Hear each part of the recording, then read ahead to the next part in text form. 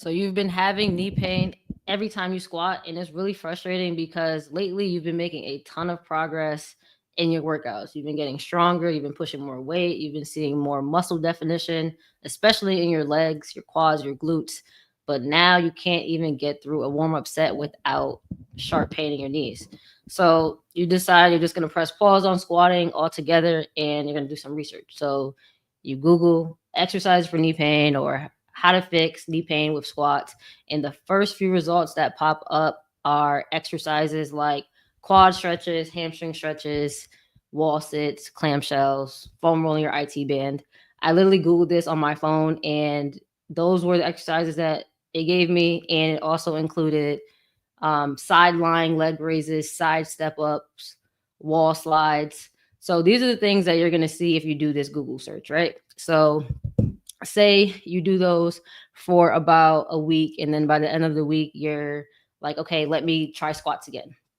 But as soon as you get into your first set, you have the same sharp pain in your knees. Now you're feeling discouraged, now you're feeling defeated, and you're wondering why those exercises you found on your search did not work for you, and you're starting to question if you'll ever be able to squat again without pain. So in this video, I'm going to show you exactly why those random exercises off of whatever search you did, whether it's on Google, Instagram, Facebook, TikTok, did not work, and how to actually get back to squatting pain free.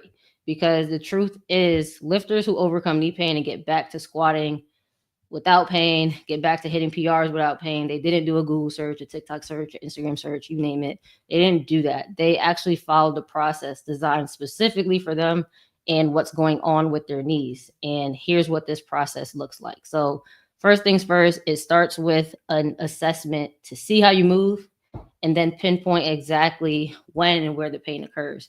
Because it's not enough to just say, oh, I have pain when I squat, because every single case of knee pain is going to be different. If you take two people who are having pain with squats, the way you are going to approach getting each person back to squatting without pain is going to be different. So with that being said, you have to dive deeper into the specific details. So you have to consider things like, does pain happen when you're lowering down into your squat? Is it okay when you lower down, but when you come back up, it's painful? Is it at a certain range of motion? If that's the case, there's going to be specific exercises that allow you to continue squatting without having pain. And you don't have to just say, I'm not squatting anymore. There's a tons of different variations out there for squatting, but you have to figure out what exactly you need to do in order to do that variation without discomfort. For example, box squats is typically a great solution for this because you can completely eliminate the painful range of motion by squatting to a depth right above where your pain starts. So say if your pain is starting here, right, you can put a box that's at this level so that you never get to that pain point. That's a perfect example of why you would use a box squat. Sometimes a box squat may not work if it's not just at a certain range of motion. So this is why these things are really important. You also have to consider, is it with a specific amount of weight? Because sometimes you need to decrease the weight for a specific period of time and progress in other ways, because you are going to get to a point where you can't just keep adding more weight to the bar. And this is where a lot of people get confused with progressive overload, because they think, oh, I have to keep adding weight every session. And then when they hit a plateau, they just try to keep pushing through that and keep adding weight to the bar. And it does not work like that. And that's how you can get hurt. But fortunately, there's different variables that you can use to still apply progressive overload without just throwing more weight on the bar. And this is something that you have to consider, especially if you're dealing with knee pain, because if your knee is painful, there's no sense in continuing to push weight if it's at the expense of pain. So you may have to decrease the weight and do different variables or different types of squats or different types of workouts in order to get back to being able to squat without pain. So things like tempo, changing your volume, adding in isometric holds, all of those things can be helpful for you, but you have to figure out what part of the exercise is bothering you, right? So you also have to consider your entire exercise program. There's tons of people who are able to get through their first leg day of the week, and then by the time they finish their second leg day, they feel like shit. Their knees are screaming at them, their knees are swelling up, and they don't feel great. So that's more so a programming issue, which is not gonna change if you change the squat variation, but you don't actually change the amount of things you're doing in your program. So these are all the details that you need to consider, but these are the same things that are missing from your search when you search on Google, TikTok, Instagram. They're not giving you these things to consider, which is why at the end of the day, despite all the exercise suggestions, it may not work because at the end of the day, it's just guesses. You're just throwing stuff at the wall, hoping it sticks.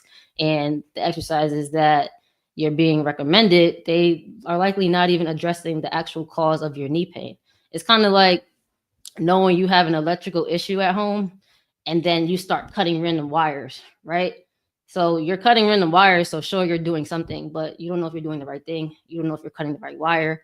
With the searches, sure you're doing exercises, but who's to say those are the right exercises? If anything, you might cut the wrong wire, you might do the wrong exercise, and you might make it worse. And that's what a lot of people do. They either make it worse or they either are doing things that just don't help them. Like, sure, you're moving your body, but that's not all it takes to get rid of knee pain. And a good example of this online that you see nowadays is the whole trendiness of walking backwards on the treadmill. You'll see it all over social media, like, oh, great, exercise for knee pain, do this for knee pain. And yes, it is useful if you need to retrain your quads to fully strain your knee with walking. So after surgery, if you're trying to learn the walking movement again, that can be a good exercise. Or even when you've been having knee pain for a long time and it has caused you to move in ways that aren't good for your body, move in ways that are putting stress on your joints and your knee joints in ways that it shouldn't be, because when you are in pain, your body is very smart and it's going to do anything it can so that you don't have to experience that pain. And one of those things is moving in ways that aren't good for you. And people develop bad movement habits over time. So walking backwards on the treadmill can specifically fix that, but it does not prepare your knees to handle the stress of controlling your body weight, plus a heavy dumbbell, a heavy barbell, a heavy kettlebell, a heavy load when you're squatting. Those are two separate things. That's like saying, oh, I have pain when I run, so now I'm just going to walk. Walking and running are two different demands on your body. So that doesn't make any sense. That's why the whole walking backwards on the treadmill thing just is absurd to me, because it's like saying, oh, if you have knee pain, do this and you'll be able to get back to anything. That's not how it works. So this is why so many people struggle with knee pain despite having all of these options being recommended to them online, because it's just a bunch of guesses. And this is also why all the plans that I create come with the movement assessment before I even make them, because that's the only way to really know what your knees need. And that's the only way to be very accurate. And that's the only way that you're going to know the right exercises and be able to progress from there. So if you're tired of guessing, if you're tired of wasting time on exercises that haven't worked for you, click the link in the description and grab the Get Rid of Your Knee Pain program. It literally gives you personalized solutions to get you back to squatting pain-free. And be sure to like, comment, subscribe to this channel, or even share with a friend who has knee pain to learn more about how to get rid of your knee pain and build a stronger, resilient body. With that being said, I'll catch you guys on the next video. Peace.